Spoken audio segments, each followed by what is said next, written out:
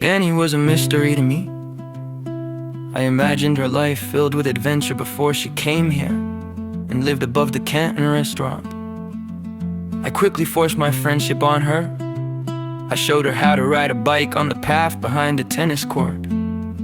I felt like I was introducing her to a new world.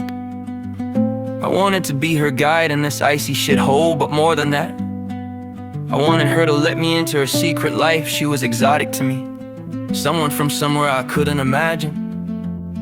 When I pushed her forward on my bike while she sat on my banana seat holding my chopper handlebars, I imagine you're being eternally grateful for sharing my world with her. I was in grade 5 and she was my ticket out. We would become good friends. She would teach me her language. Her parents would learn to love me as their own, even though at the moment they seemed confused and cautious. What does he want?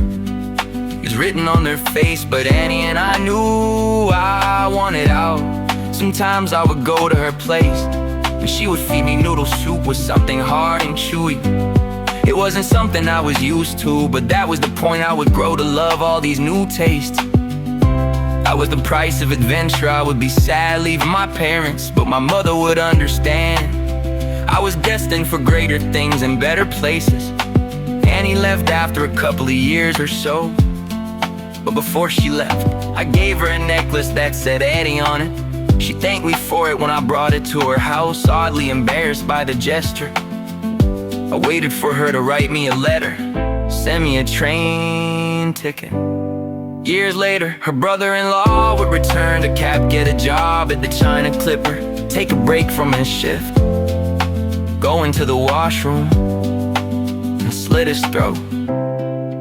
Annie was a mystery to me.